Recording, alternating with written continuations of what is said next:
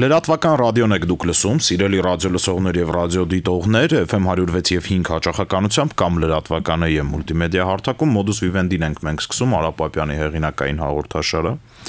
Պարոն Պապյան, բարև ձեզ։ Բարև ձեզ։ Տարածաշրջանը շարունակում է եռալ։ Ոնց որ թե նույնիսկ նոր թափ է ստանում, այսինքն նոր ինչ-որ կոնֆլիկտներ են սկսում պարսիկ-ադրբեջանական, թուրք-ադրբեջանական եւ դրա հետ մեկտեղ անընդհատ բարձրաստիճան դիվանագետների այցեր են տարածաշրջանի երկրներ, Պարսկաստանից են գնում Ռուսաստան, Վրաստանից են գալիս Հայաստան եւ այլն եւ այլն։ Նախ վստահ եմ, որ կապված են այս իրադարձությունները իրար հետ, ոնց եք կարծում։ Այո, ես էլ եմ այդպես կարծում, որովհետև ըստ էության կարծում եմ երկու մեծ զարգացման ծրագիր կա կապված տարածաշրջանի հետ։ Մեկը պայմանականորեն կոչենք չինական, դա արևելք-արևմուտք ճանապարհն է, որը Միջին Ասիա, Կասպից ծով, Ադրբեջան, Վրաստան ծով, դա պիտի լիներ, որ Չինաստանը բացի, ասենք ծովային եւ ռուսաստանյան ճանապարհին, ինքը նաեւ երրորդ ալընտանքային ճանապարհն ուզում ունենալ, կոչենք չինական, իսկ մյուսը կոչենք հնդկական, որտեղ հիմնական այստեղ խաղացողը կամ գոնե ելակետը Հնդկաստանն է, որը Հնդկաստանից դեպի Չարբահար նավահանգիստը, այնտեղից էլ Իրանի վրայով անկյունագծով Հայաստան եւ Վրաստան։ Գիտեք, սա նոր բան չի այն առումով, որ դարեր շարունակ, եթե ոչ մի հազարամյակ, մշտապես եղել է Եվրոպան որպես վաճառահանման շուկա, Հնդկաստանը եւ Չինաստանը որպես հումքի շուկա ինչ-որ մի բան արտահանելու։ Պատահական չի, չէ, որ հենց երեք, այսինքն երկուշաբթի օրը բաններ Columbus Day է, ասենք Կոլումբոսի այն օրը, երբ որ ինքը գտավ Հնդկաստանը, որը բարձր ընդված, ինչ էին Հնդկաստանը որոնում, որովհետև Օսմանցիները գրավել էին Կոստանդնապոլիս 1453 թվականին եւ ճանապարհը փակվել էր։ Եվ որոշեցին, որ եթե ճանապարհը չկա, ապա ծովային ճանապարհով գնանք ասում հակառակուղությամբ երկիրը գնդաձևա կհասնենք Հնդկաստանին։ Այսինքն աշխարհը միշտ շատ հետաքրքիր է։ Մի ծայրում Չինաստան, Հնդկաստան, մյուս ծայրում Եվրոպա, այդ առանցքի շուրջ է եղել։ Մենք որ հայերս մենք գլուխ ենք ովում, ասում ենք առևտրականներ ենք եղել մեծ բան, ինչ է մեր դեղը։ Գնում ենք Չինաստանից բան ենք առնում, կարծեմ 4-5-րդ դարի չինական արձանիկ կա հայ գինեվաճառը Չինաստանում։ Այդտեղից բերում ենք, տանում ենք, ծախում ենք եվրոպական երկրները։ Դա է։ Հիմա այդ միտումը էլի կա։ Բայց պարզապես հարցն այն է, որ Չինաստանը այսօր Միացյալ Նահանգների կողմից դիտարկվում է որպես մրցակից, այդպես էլ Միացյալ Նահանգների պաշտպանության հայեցակարգի մեջ գրած է, որպես rival։ Շատ հետաքրքիր է։ Ռուսաստանը գրված է թշնամի, enemy,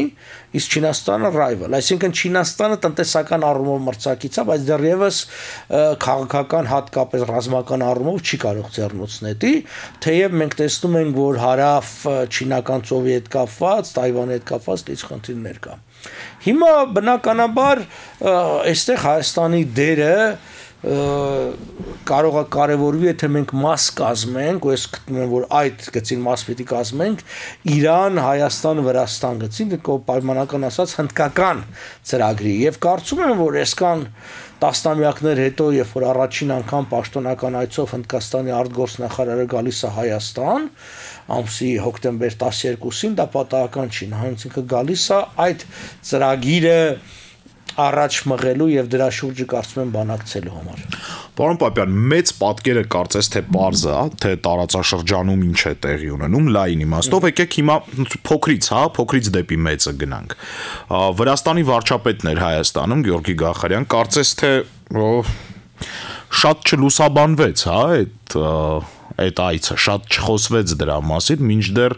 Բաթումի վերջի վարչապետի Հայաստանի վարչապետի Բաթում այցից հետո կարծում եմ վրացական չինովնիկներին պետք է առավել քան ուշադիր լինել։ Ինչի համար էր եկել, ոնց եք կարծում։ Նախ ասեմ, իմ կարծիքով ինչու բավարար չլուսաբանվեց, որովհետև վրաց-ռուսական հարաբերությունները բավականին լարված են, մերոնք էլ գիտեք չափազանց ես կասեի չափից ավելի զգայուն են ռուսական ռեակցիայի շատ գովական բաներ չասենք վրացիների մասին ռուսները կնեղանան դե շատ վատ բաներ չասենք վրացիների հասցեին վրացիները կնեղանան նախընտրել են լռության մատնել ես կարծում եմ եկել էր իհարկե այնտեղ անցյալ տարբեր ծրագրեր կարող են լինել մասնավորապես հայ ռազմագերիների հարցը բայց դա ավելի շատ Վրաստանի կողմից սեփական դերը կարևորելու քայլ է ի վերջո մեծ առումով Վրաստանի համար ինչ տարբերություն 10-15 ռազմագերի կբերի թե չի բերի բան չի բայց դրանով իր դերն է բարձրանում հիմնականում կարծում եմ հենց կապված այդ ճանապարհների հետ իհարկե Վրաստանը չինական ծրագրի մեջ եւս դեր ունի բայց նայում եմ իմ տեսանկյունից եւ կարելի է համարյա վստահորեն ասել որ նա հնդկական ծրագրի խաղացող է ինչու որտեվ Միացյալ Նահանգների ազդեցությունը շատ մեծ է Վրաստանի վրայով իսկ հնդկական ծրագրի կողմը Միացյալ Նահանգները Նա չի ուզում որ Չինաստանի համար լրացուցիչ ինչ որ հնարավորություններ ստեղծել, սա մեկ, մյուսը նա որ չինական ծրագիրը անցնելով, այսինքն Ադրբեջանի վրայով, այսպես ասած ռուսական ազդեցությունը Ադրբեջանի վրա շատ ուժեղ է եւ իսկ ի հակակշիռ դրան որևէ բան ինքը Վրաստանը չի կարա դնի մեծ երկրներ էլ չկան բացի Չինաստանից իսկ Չինաստանը այսօր Ռուսաստանին չի փորձում հակադրվի որտեվ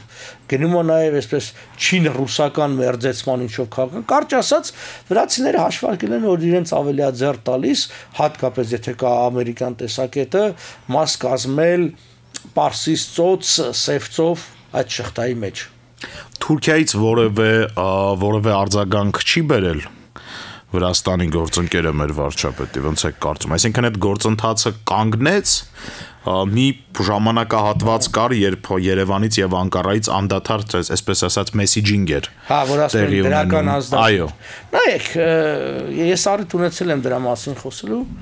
դա անիմաստ ժամավաճառություն է կարելի է ասել խոսալ բան անել նայեք Թուրքիան երբևէ չի գնալու Հայաստանի հետ հարաբերությունների բարելավման։ Դա բոլորը հասկանում են։ Իսկ մերոնք ինչ են ասում։ Ասում են, այ եթե Թուրքիայի հետ հարաբերությունները բարելավենք, Հայաստանը հնարավորություն կունենա զարգանալու։ Չէ՞, մերոնց հիմնական Այդպես չի, բայց ենթադրենք այդպես է։ Բա որ եթե Հայաստանը հնարավորություն ունենա զարգանալու, ինչի՞ պիտի Թուրքիան հարաբերությունները լավացնի, որ Հայաստանը զարգանա, իր գլխին փորձանք լինի։ Թուրքիայի համար ընդհակառակը շահավետ է որ Հայաստանը չզարգանա եւ լինի հետամնաց եւ խնդիրներ։ Չէ, ես չեմ կարծում որ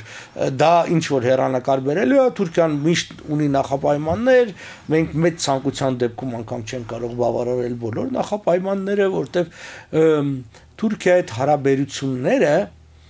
նման են ծիածանի,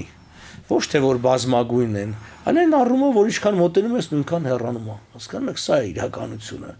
իրենք անընդհատ պատճառ են բռնում հիմա տեսեք ավելացել է այս Զանգեզուրի Միջանցքի հարցը վաղը կավելացնեն որ բարիդրացիական հարաբերությունների համար որը ընդհանուր պահանջ է անհրաժեշտ են ինչ որ մասնավոր քայլեր օրինակի համար պետքա դատապարտել օրինակի համար ասալայի մարտիկներին դուք ձեր երրաբլում իրանց թաղել եք չէ դուք անեք իրանց ոսկորտները թափեք որտեղ իրանք terrorist են իրանք մեր դիվանագետներին են սպանել ինձ ցեղասպանության մասին խոսալ ցեղասպանություն չկա դուք ընդունել եք որ չկա բարիդրացիական հարաբերություն ուրեմն մի խոսացեք դրա մասին եւ այլն այսինքն այնքան պատճառ կարելի է վերել չի լինի ինձ երբեմն հարց են տալիս որ ասում են հատկապես իշխանավորները որ մի չխոսան ինչ է առաջարկում խոսացեք հիմա խոսացեք որ չասեք մեր վրա շարժողնեք ասեք այ իրանք են մեղավոր բան որտեղ հիմա այդ փորձը կա ասում են մենք ուզում ենք իրանց հետ հարաբերություններ բարելավենք Թուրքիայի հետ բայց ընդդիմությունը խոսքի 90-ական թվականների մասին է էլի իբր մեզ թույլ չտվեց կներեք մինչև 1998 թվականը այդ ժամանակ եղել է գոնե 94 թվականից զինադադարից մինչև 98 թվականի փետրվարը գրեթե 4 տարի ժամանակ ունեիք հարաբերությունները բարելավելու այդ նույն մարդիկ որ այսօր դատապարտում են ասում են այդ ոչ մի թիզականությունն է պատճառը որ չկարողացանք այդ ոչ մի թիզականությունը 4 տարի չի եղել դուք էլ իշխանություն եք բարելավեք ինչի՞ չբարելավեցիք որտեղ Թուրքիան չէր ուզում Թուրքիան չի ուզելու կարճ ասած մենք պետք է հասկանանք մի բան որ Այդ կողքից այսպես քամիա թող գնան, հանդիպեն, խոսան, ինչ ուզում են անեն, արդյունք չի լինելու, մենք էլ կքննադատենք եւ տեղին կքննադատենք։ Կարևորը Հնդկաստան, Իրան, Հայաստան, Վրաստան գիծը աշխատի, մենք այդտեղ դերակատարություն ունենանք։ Դրանով մենք կապահովենք Սյունիքի անվտանգությունը, դրանով Հայաստանի անվտանգությունը կապահովենք, դրանով տնտեսական զարգացման հնարավորություն կունենանք։ Դադար տանք, սիրելի ռադիո լսողներ, Modus Vivendi-ն եք դուք լսում, լուրերի կարճ թողարկումից հետո մենք կշարունակենք թողարկումը։ Ողջունում եմ բոլոր նոր միացածներին, Modus Vivendi հաղորդաշարն է լրատվական ռադիոյի եթերում, տաղավարում առաջի խոսափողի մոտ Արա Պապյանն է հաղորդման հեղինակ, երկրորդ խոսափողի մոտ ես եմ Դավիթ Խումարյանը։ Պարոն Պապյան, հերթական անգամ վարչապետ Փաշինյանն ու Ալիևը խոսեցին հնարավոր հանդիպման մասին։ Երկու կողմերն էլ կարծես թե դեմ չեն, Հայաստանի վարչապետն ասաց, որ եթե խնդիրը քարտեզներն է, ապա ինքը իր հետ կբերի բոլոր հնարավոր ականապատ քարտեզները եւ կսպասի, որ Ալիևը իր հետ կբերի բոլոր հայ ռազմագերիներին։ Հնարավոր տարբերակ է առաջարկում վարչապետը, ոնց եք կարծում։ Գիտեք, վարչապետը սխալ բառապաշար է օգտագործում, սա էլ նրա անփորձության հետևանք է։ Ուրեմն, եթե երևույթը մինչև իսկ այդպես ընդունելի լիներ, միևնույն է վարչապետը պիտի ասեր, որ գերիների վերադարձի հարցը անվերապահ պարտավորություն է։ Դա միջազգային իրավունքի ամրագրած նորմալ, չեմ ասում, որ նոյեմբերի 9-ի մեջ եւս գրած է։ Այսինքն ռազմական գործողությունները դադարելուց հետո պիտի անմիջապես փոխանակվեն բան։ Հետևաբար դա պիտի արվեր։ Ինքը պիտի ասեր հետևյալը. եթե Ալիևը կատարում է սեփական պարտավորությունները եւ բոլոր գերիներին, չգիտեմ, կալանքի ենթարկվածներին վերադարձնում, ես որպես բարի կամքի դրսևորում իրենց կտայ մեր մոտ եղած կողմով։ Ոչ թե դու սակարկում ես,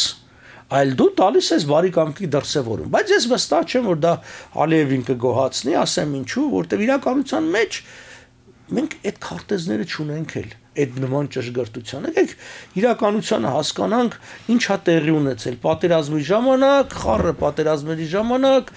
այդ քարտեզների մի մասը ոչնչացվել են, մի մասը ընդհանրապես չեն կազմվել, մի մասը մոտավոր ճշտությամբ են, այդպես չի էլի, որ այդ դասագրքում է, որ ամեն ինչ ճիշտ բանով ալնում։ Իրականության մեջ կյանքը շատ ավելի բարդ է։ Գուցե ինչ որ քարտեզներ կա, ինչ որ բաներ կա, բայց խնդիրը հետևյալն է, վերադարձնեն, մենք էլ որպես բարի կամքի դրսևորում, մենք այդ, այսպես ասած, դա նկատի կունենանք, թե արդյունքը ինչ կլինի, տեսեք թուրքերը ինչ խելոք են ասում։ Իրենք ասում են, թող Հայաստանը կատարի այս պահանջները, այսինքն հրաժարում ցեղասպանության պահանջատեն, հետո, ասա մենք ուրեմն դա նկատի կունենանք մեր հարաբերությունները, այդ նկատի ունենալն ինչ է նշանակում։ Արդյոք դրանից ինչ որ գործողություն կբխի, թե ոչ, դա էլ ասում Աստված մեծ է։ Ընդհանուր առմամբ, եթե գերիների եւ քարտեզների հարցն էլ մի կողմ դնենք, չնայած գերիների հարցը հավանաբար ամենացավոտ հարցն է այս համար էսը։ Ես ճիշտն ասած մի քիչ չեմ պատկերացնում, թե ինչ ունեն իրար հետ խոսելու Փաշինյանն ու Ալիևը։ Կա ինչ որ օրակարգ քննարկելու։ Բնական է Ալիևը պնդելու է, որ այն ինչ որ դե ֆակտո տեղի է ունեցել, դե յուրե ամրագրենք։ Իհարկե դա այսպես հակցվելու է խաղաղության դարաշրջանի տարազը, ասվելի է, որ դա խաղաղության պայմանագիր է, դրանով մենք խաղաղության դարաշրջան ենք մտնում, բայց իրականության մեջ եթե ավելի պարզ թարգմանում ենք, դա նշանակում է ախպեր պարտվել եք, հիմա էլ մի հատ կստորագրեք այդ փաստաթուղթը, որ եթե հանկարծ փորձեք ինչ որ մի բան անեք, ես անեմ ձեր դեմը դնեմ, ասեմ դուք հեսա հրաժարվել եք այլևս։ Կարծում եմ դա է։ Դրա մասին առիթ ունեցել ենք խոսալու, տարբեր վտանգներ կա, եթե ճիշտ փաստաթուղթը չկազմվի, այնտեղ մենք խնդիրներ կունենանք մեր իրավունքների հարցով Թուրքիայի հետ խնդիրներ կունենանք կապված հենց նույն դելիմիտացիայի հետ, ով ասաց եւ ինչու պիտի վարչական սահմանները լինեն պետական սահմաններ, միլիոն տեսակ հարց կա։ Մեր ազգային ժողովրդական բևեռի մոտեցումը եղել է հետեւյալը. մի անգամ եւս կրկնեմ, մենք դեմ չենք խաղաղության պայմանագրին, մենք դեմ չենք դելիմիտացիային եւ դեմարկացիային, հասկանալի է, բարիդրացիական հարաբերություններին էլ դեմ չենք, բայց նախ պետք է հստակեցվի, որ իրավական հիմքի վրա է տեղի ունենալու այդ ամբողջը, նոր պիտի քայլեր առնվեն։ Հիմքը ճշտելու համար ուրեմն եկեք քաղաքակիրթ ձևով երկու երկրներով գնանք միջազգային դատարան, այսինքն International Court of Justice, որ իրավունք ունի քննարկելու այդ ՄԱԿ-ի անդամ երկրների միջև վեճ, քննարկենք մի հարց, որ փաստաթղթերը դեն հանդիսանում եւ որ իրավիճակն է հանդիսանում հիմք հայ-ադրբեջանական սահմանի։ Եթե իրենք ասեն, որ ինչպես շատերն են այսօր պնդում, որ գիտեք 91 թվականին անկախությունից հետո այդ վարչական սահմաններն են դարձել պետական, ուրեմն այդպես կլինի։ Այդտեղ արդեն ենթարց կլինի զոր ժամանակաշրջանի համար, եթե ոչ։ Ես կարծում եմ դատարանը դրան չի գնա, որտեղ կան բազմաթիվ փաստաթղթեր, որոնք այդ ՍՍՀ տիրապետության շրջանը համարել են օկուպացիա եւ բնականաբար օկուպացիայի օրոք արված որևէ քայլ չի կարող օրինական իրավական հետևանքներ թողնել, այդ թվում Captive Nations Law, որ Միացյալ Նահանգներում ընդունվել է 59 թվականներ, կարծեմ 50-ական թվականներին է, որը առ այսօր ուժի մեջ է, որը եւ Հայաստանի եւ Վրաստանի եւ Ադրբեջանի ռազմակալումը ռուսական կարմիր բանակի կողմից դիտարկել եւ դիտարկում որպես օկուպացիա։ Մենք մինչև հաջորդ ընդմիջումը դեռ 4 րոպե ունենք, ես մի քիչ ծավալուն հարց տամ, մյուս հատվածում էլ կշարունակենք։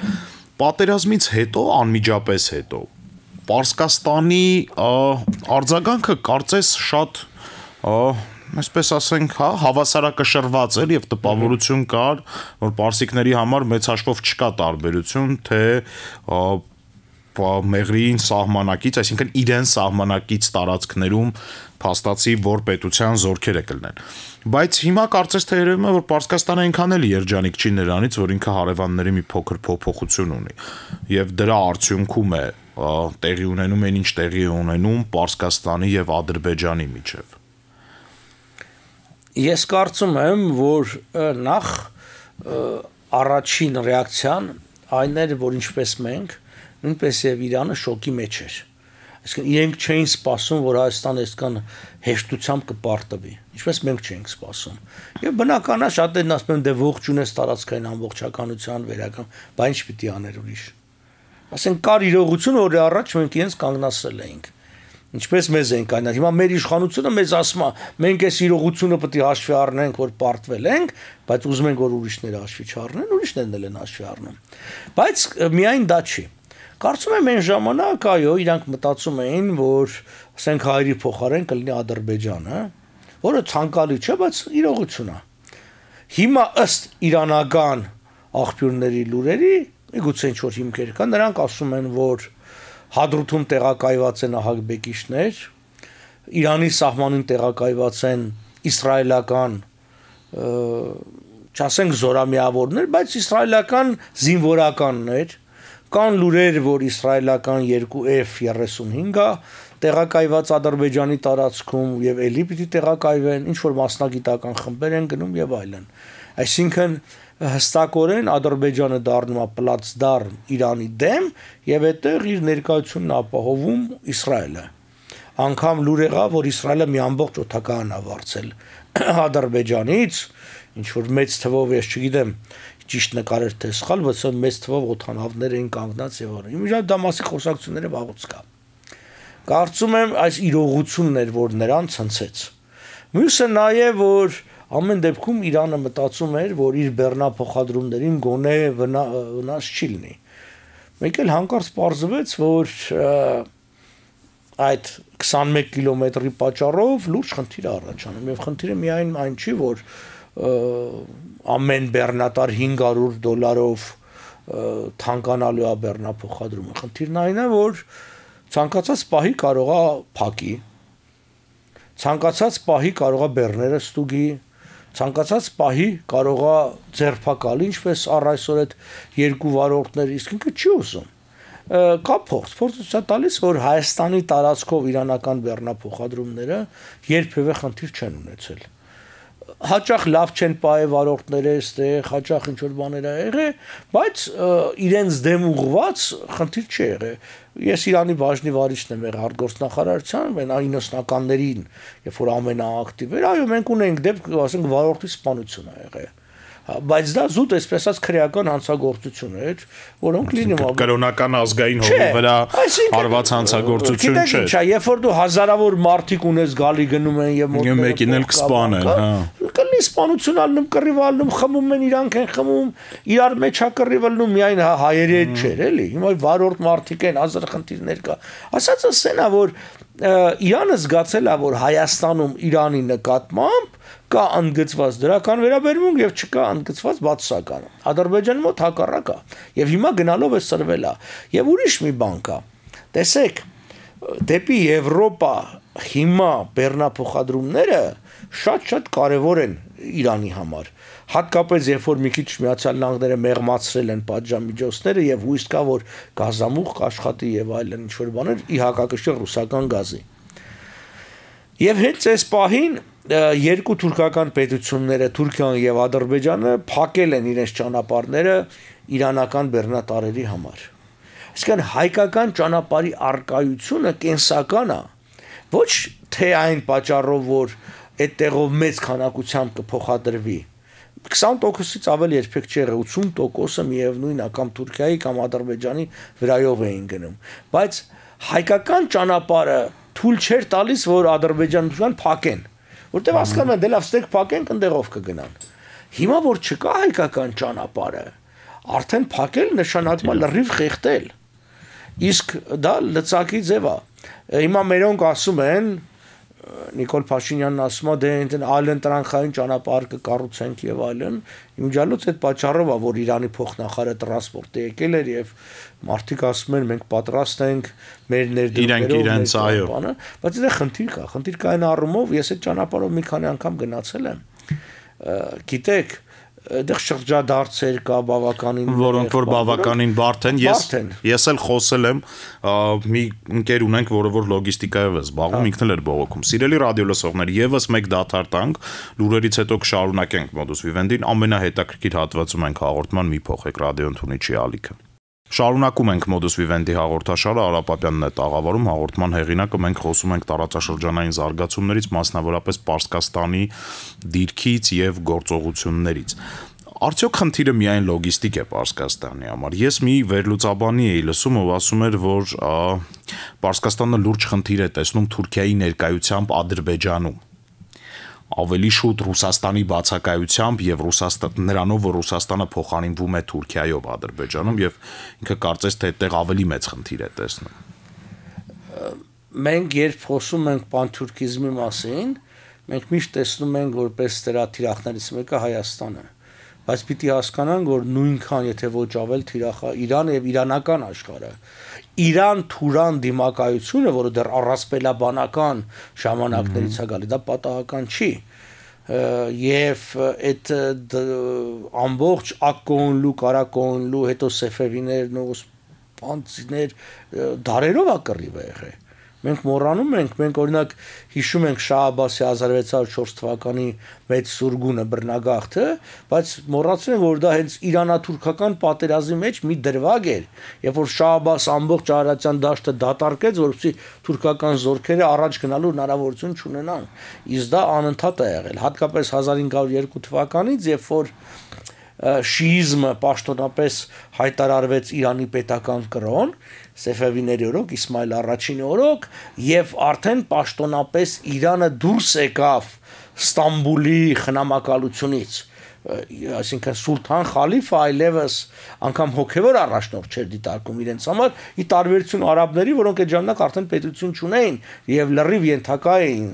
սուլթանին։ Պարսիկները այն քիչ մուսուլման երկրներից էին, որոնք մշտապես պահել են իրենց պետականությունը։ Եթե մենք նայում ենք օրինակ քարտեզին, դա թուրքերը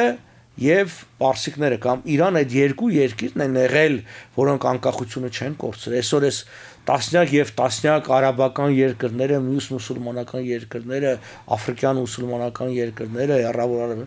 բոլորը ինչ որ մեկի գաղութ են եղել։ Այդ երկուսն է որ չեն եղել, անգամ Աղվանստանը գաղութ չի եղել այնքանով որքանով ոչ մեկի պետք չի եղել մեծ առումով։ Ոչ պետություն ա եղել, ոչ գաղութ, էլի, այսինքն այն վիճակը իարդեմ կռիվ էին անում, դա այսպես միջնորմ էր ռուսական ազդեցության գոտու եւ բրիտանականի մեջ, բայց բուն երկու խաղացող կային։ այսինքն միջին արևելքում դա օսմանցիները եւ իրանցիներն էին։ Ոնց այդ դիմակայությունը վաղուց է եւ ավելին ես ինքս զբաղվել եմ այդ դիվանագիտության պատմությամբ, ոնց էին իրանցիները հայ վաճառականների միջոցով կապի մեջ մտնում եվրոպական երկրների հետ, մասնավորապես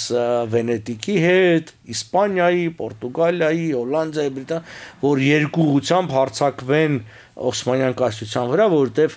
դա խանգարող մեծ ուժ էր երկուսի արանքը, որովհետև օսմանցիները մենք խոսեցինք Կոլոմբոսի մասին, օսմանցիները այդ ցամաքային ճանապարհը փակելով մեծ վնաս տվեցին նաև Իրանին։ Իրանի ամբողջ մետաքսի առևտուրը ըստ էության դադարեց, որը բերեց Իրանի սննկացման, որովհետև հիմնական արտահանման հոդված ապրանքատեսակը դա մետաքսն էր։ Ասածս հետևյալն է, որ հիմա այդ բոլորի վրա գումարվում է արդեն վերածնված, ես կասեի, պանթուրքիստական մղումները, այո, նա նկատում է, Իրանը բոլորն են, բայց ավելին ասեմ ձեզ, Իրանը նաև նկատում է, որ այստեղ կա ռուս-թուրքական որոշակի համաձայնություն, ոչ միայն արևմուտքին դուրս թողելու հարավային Կովկասից, այլ նաև Իրանին դուրս թողելու, այսինքն երկուսի միջև տարածաշրջանը կիսվի եւ եթե ճիշտ է, իսկ ամենայն հավանականությամբ ճիշտ է, որ Իրանը բարձրացրել է Կարսի պայմանագրի հարցը, իսկ Կարսի պայմանագիրը դա հոկտեմբեր 13-ն է, հիմա մոտենում ենք 100-ամյակին ուղիղ, դա որ պայմանագիր է, դա այն պայմանագիրն էր, որը ըստ էության տարածաշրջանը բաժանեց Ռուսաստանի եւ Թուրքիայի միջև։ Եվ այստեղ շատ զգայուն է Իրանի պարագային Նախիջևանի հարցը։ Եվ այդ Նախիջևանի տարածքների փոփոխման հարցը, որի պատճառով Իրանը կտրվեց դեպի հյուսիս-արևմուտք ելքից։ Կարճ ասած, այո, այստեղ տնտեսական հարց է, ռազմական հարց է, գաղափարական, պատմական լուրջ հարց է, ու ես չեմ կարծում, որ սա հեշտ լուծվող հարց է, թեև նաև չեմ կարծում, որ մեծ պատերազմ կլինի։ Իրանը կխուսափի այդ պատերազմից։ Ես կարծում եմ, արդեն սկսել են Վիեննայում կարծեք թե բանակցությունները, համաձայնության կգան ատոմային ծրագրի շուրջը, միջուկային ծրագրի շուրջը։ Իրանը որոշ պարտավորություններ կստանձնի, որի դիմաց Իսրայելը արդեն հայտարարել է, եթե Միացյալ Նահանգներն ու Ռուսաստանը երաշխավորում են, ապա Իսրայելը կարող է հաշտվել Իրանի միջուկային կարգավիճակի հետ։ Ու միջուկային կարգավիճակը ինքը շատ ընդհանուր ձևակերպում է, ինչա կարծում եմ, միգուցե դա վերահսկվող խաղաղ օգտագործման մասին ատոմին, բայց ոչ զենքերի, այսպես է հարցել, քանի որ հնարավոր չի ամբողջությամբ կանխել Իրանի կողմից ատոմին տիրելու այդ ձգտումը, ուրեմն թույլ տալ վերահսկողության տակ, որ ատոմականներ օգտագործի, բայց այնպես անել, որ հնարավոր չլինի վերահսկելի լինի։ Հա, հնարավոր չլինի զենքի կիրառումը, մյուս կողմից էլ դե Իսրայելի գոյության հետ էլ պիտի հաշտվի Իրանը։ Իսկ մի քիչ անհասկանալի է, էլի, ուրեմն եգիպտացիները հաշտվել են, Սաուդյան Արաբիան եղբայրացել է, բոլորը հաշտվել Իսրայելի գոյության հետ, այսինքն սունի արաբ երկրներ, իսկ շիա ոչ արաբական երկիր Իրանը ավելի պաղեստինցիների իրավունքի, չգիտեմ, ջատագով հանդես գալ, տրամաբանական չի այդ ամբողջի մեջ, հատկապես պիտի հաշվի առնենք, որ Շահի օրոք Իսրայելի թիվ 1 գործընկերը միջին արևելքում դա Իրանն էր։ Իրանը շատ սերտ հարաբերություններ ունեցել Իսրայելի հետ եւ երկուստ եք շահել են։ Սիրելի ռադիոլսողներ, մեզ հատկացված եթերաժամանակը ավարտին մոտեցավ, մենք շարունակելու ենք հետևել տարածաշրջանային զարգացումներին, հուսալով որ որևէ հայանպաստ ուղղությամբ դրանք կշարժվեն։ Այսօր այսքանը, հաջորդ շաբաթ կհանդիպենք։